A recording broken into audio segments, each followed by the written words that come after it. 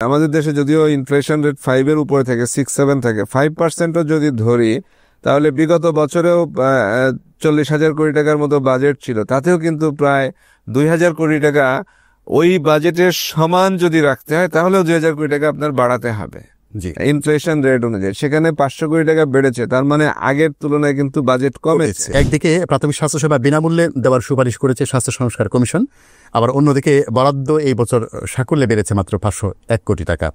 আসলে অনেকগুলোই তো তারা অনেক বিষয়ে টাচ করতে চায়, মানে কাজগুলো সম্পাদন করতে চায়। তো এই বিষয়গুলো আসলে কিভাবে সম্ভব হবে, এটা বাস্তবায়নযোগ্য কিনা? না, এটা আসলে কাট কপি টাইপের একটা বাজেট। তো আপনি যদি বিগত সময়ের সঙ্গে মিলিয়ে দেখেন, আমি বলেছি প্রথমেই যে আগের সরকারের যে উন্নয়ন কর্মকাণ্ড তার বাইরে কিন্তু এই সরকারের কোনো প্রস্তাবনাও নেই, কোনো বাজেটও নেই, কোনো কিছু নেই। আর 501 কোটি টাকা কিন্তু কোনো টাকা না, কারণ আমি বলছি যে আপনি যদি এক বছরে ইনফ্লেশন রেট যদি আপনি 5% ধরেন, আমাদের দেশে যদিও ইনফ্লেশন রেট 5-এর উপরে থাকে, 6-7 থাকে, 5%ও যদি ধরি তাহলে বিগত বছরেও 40,000 কোটি টাকার মতো বাজেট ছিল, তাতেও কিন্তু প্রায় 2,000 কোটি টাকা ওই বাজেটের সমান যদি রাখতে হয় তাহলেও 2,000 কোটি টাকা আপনার বাড়াতে হবে ইনফ্লেশন রেট অনুযায়ী। সেখানে 500 কোটি টাকা বেড়েছে, তার মানে আগের তুলনায় কিন্তু বাজেট কমেছে। টাকার পরিমাণে বেশি মনে হলেও মূলত বাজেটের পরিমাণ কমেছে। প্রায় নিউজ করতে হয় যে অমুক হাসপাতালের মেশিনারিজগুলো অকেজ অবস্থায় আছে, এবং যতগুলো দুর্নীতির প্রতিবেদন এদেশে হয়েছে এর মধ্যে অধিকাংশই হচ্ছে যে যন্ত্রপাতি কেনাকাটার ক্ষেত্রে। তো 50 শয্যার যে অধিক হাসপাতালের যেগুলো যন্ত্রপাতি আছে, এই বাজেটে আমদানিতে শুল্ক কর এগুলো মানে হ্রাসের প্রস্তাব করা হয়েছে।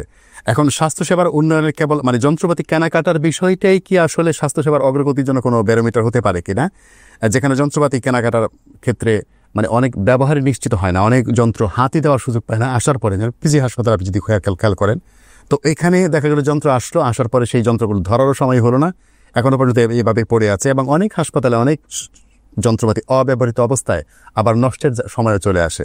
তো এই অবস্থার আসলে মানে কিভাবে দেখছেন? তারা এখানে যে সুযোগটা দিয়েছে, কিন্তু সেই সুযোগগুলো তো আসলে আলটিমেটলি এই যন্ত্র কেনাকাটার মধ্যেই শুধু এখানে আমাদের নজর রাখলে হবে না বলে আমরা মনে করছি। আপনি কি বলেন? না, এখানে আপনার একটা বিষয় খেয়াল রাখতে হবে যে শুল্ক কে পায়। আমদানির ক্ষেত্রে যে শুল্ক আরোপ করা হয় সেটা সরকার পায়, সেটা তো কোনো ব্যক্তি পায় না। আচ্ছা।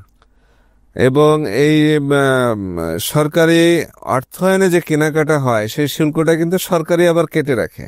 100 টাকার কেনাকাটায় 15% ট্যাক্স বা 7% ভ্যাট এরকম যা যা থাকে সব কিন্তু সরকারই কেটে রাখে।